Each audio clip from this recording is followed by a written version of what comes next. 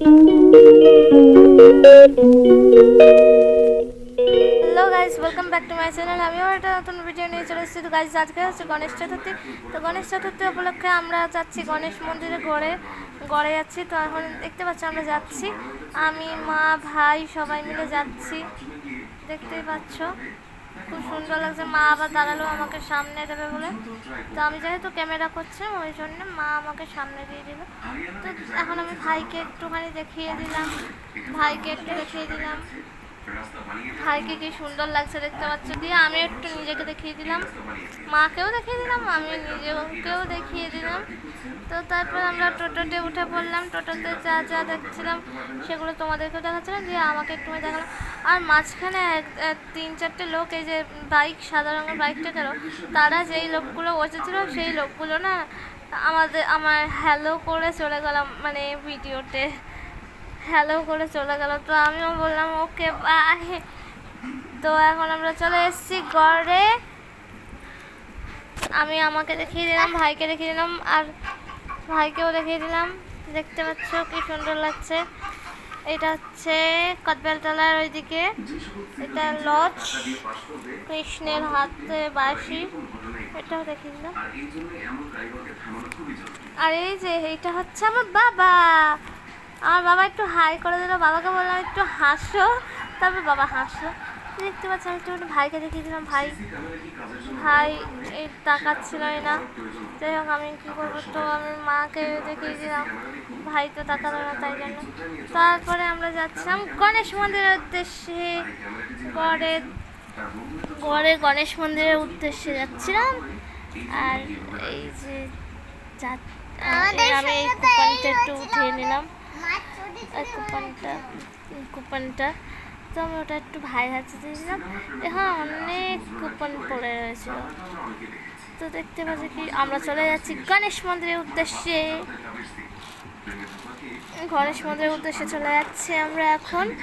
আমি একটু ওই ক্যামেরা হাতটা আঙুল পড়ে গেছিল, সরি, তোমরা একটু দেখতে পাচ্ছি না, সরি, আমি তার জন্য ক্ষমা প্রার্থী। তো যাচ্ছি এখন আমরা। তারপরে আঙুলটা সরিয়ে নিয়েছি আমি পরে, তাও হালকা হালকা বোঝা যাচ্ছে। যাই হোক, আমরা এদিকে ঢুকে গেলাম।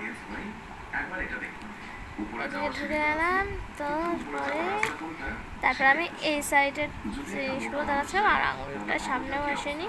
তারপরে আমরা চলে এসেছি গণেশ মন্দিরের উদ্দেশ্যে। দেখতেই পাচ্ছ কি সুন্দর রাস্তাটা খুবই সুন্দর দেখতে লাগছে। আমরা ডান দিকের রাস্তায় ঢুকে গেলাম, আর ওখান দিয়ে গণেশ মন্দিরে চলে যাচ্ছিলাম। কি সুন্দর লাগছে দেখতে পাচ্ছ। দেখো, আমরা গণেশ মন্দিরের কাছাকাছি চলে এসেছি, কাছাকাছি চলে এসেছি। ওই যে আমাদের গন্তব্যস্থল। আর এখন আমরা নেমে পড়লাম। এখন ক্যামেরাটা ধরছিলাম, মা ধরেছিল যেহেতু, ওই জন্যে আমি একটু দিদিভাইয়ের সঙ্গে গল্প করছিলাম। তো এই যে তারপর মায়ের থেকে ক্যামেরা চলে গেল আমার জেম্মার হাতে, মানে একের পর এক সবাইকে দেখাচ্ছিল আমার জেম্মা। তারপর আমি হঠাৎ করে সামনে চলে এলাম, আমি চলে এলাম, আমার ক্যামেরা দাও। তো জেম্মা ক্যামেরা দিচ্ছিল না, তাই জন্য আমি অন্যদিকে চলে গেলাম। আর দেখতে পাচ্ছ এখানে কতজন দেখছিল। আর আমি এখানে ছিলাম দাঁড়িয়ে, মোটামুটি আমি একটুখানি স্টাইল দিয়ে পোজ দিয়ে দিচ্ছিলাম। আর ওখানে যে আমার মায়ের জুতো চুরি হয়ে গেছিলো গাইস, এটাই হচ্ছে মেন ব্যাপার। দিয়ে লাস্টে আমার মাকে অন্য জনের কাছ থেকে একটা চুটি নিয়ে আসতে হয়। এটা হচ্ছে দাদু, যেটা আমার যিনি দাঁড়িয়ে আছেন ওটা হচ্ছে আমার দাদু। আর ওটা হচ্ছে মা।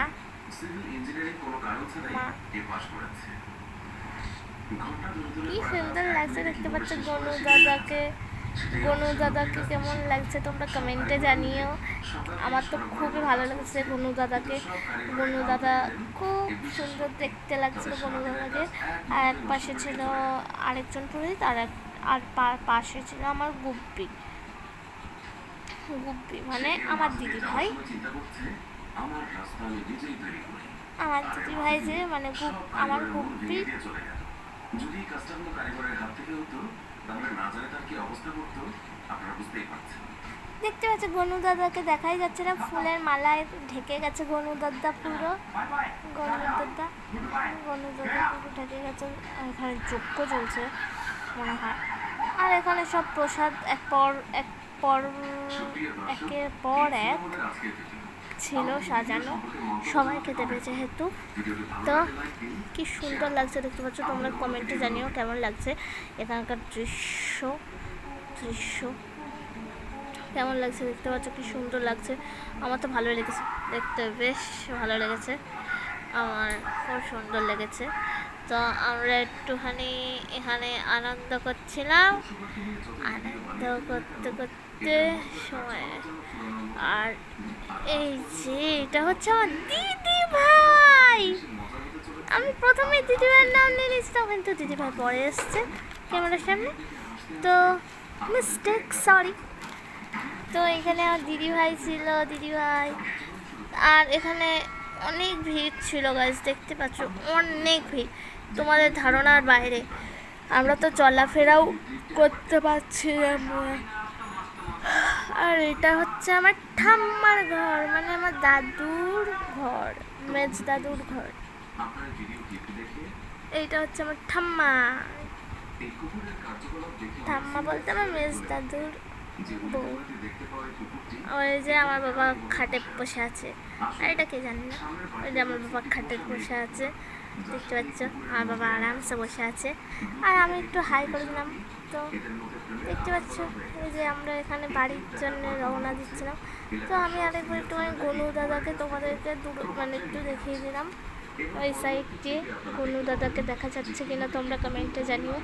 দেখা যাচ্ছে না জানি, তাও দেখিয়ে দিলাম তোমাদেরকে গনু দাদাকে দেখা যাচ্ছিল নাকি বলে দিও। এখন আমরা যাচ্ছি, তো বাই। তো এখন যাচ্ছে এই যে মা, দিদি ভাই, আর এই যে মা, আমরা এখন সবাই মিলে যাচ্ছি।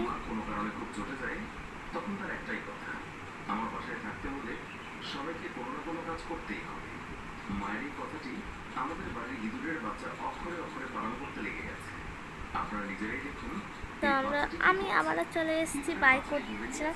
তো এটা হচ্ছে দত্তপাড়ার ওইদিকে, দত্তপাড়ার দিকে চলে এসেছি আমরা, দত্তপাড়ার ওইদিকে, এটা দত্তপাড়ার খুব দত্তপাড়ার মাঠের ওইদিকে চলে এসেছি। আর এখানে খুবই জল জমেছিল, আর আমাদের পায়ে মায়ে সব জল টল লেগে গেছিলো। তো আমরা এখন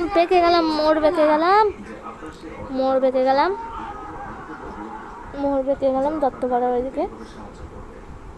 আর এটা হচ্ছে ভাই, আমার ভাই হাই করে দিল, ভাই এখন হাই করলো।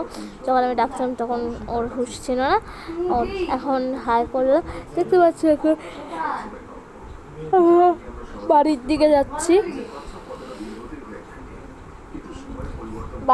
যাচ্ছি, দেখতে পাচ্ছ কি সুন্দর, এত বৃষ্টি হয়েছে যে পুরো রাস্তায় জল জমে গেছে।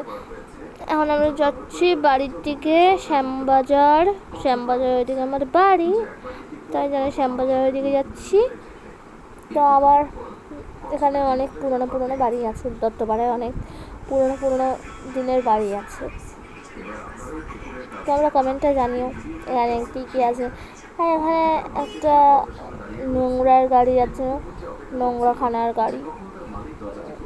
তারপর কি সুন্দর লাগছে এখানে, আমার এখানে আসলে খুব ভালো লাগে। ওই বারোয়ারিটা, দত্তপাড়া বারোয়ারির যে ঠাকুরটা, সেটা আমার খুবই ভালো লাগে। আর দেখতে পাচ্ছি আমরা চলে এসেছি, এটা হচ্ছে আমরা কাশ্যপপাড়ার মোড়ে। এখন আমরা শ্যামবাজারের ওইদিকে যাচ্ছি, তোমাদের যদি ভিডিওটা ভালো লেগে থাকে তাহলে লাইক, শেয়ার, কমেন্ট আর সাবস্ক্রাইব করে দিও আমার চ্যানেলটা। আমি তো কোনোদিনও বলিনি, তোমাদের কাছে একটা জিনিস এই প্রথমবার বললাম, প্লিজ লাইক, সাবস্ক্রাইব আর শেয়ার করে দিও, আর বেল আইকনটাও টিপে দিও। তো তোমাদের কেমন লাগলো? সো এই যে এটা আমাদের শ্যামবাজারের ঠাকুর। So by.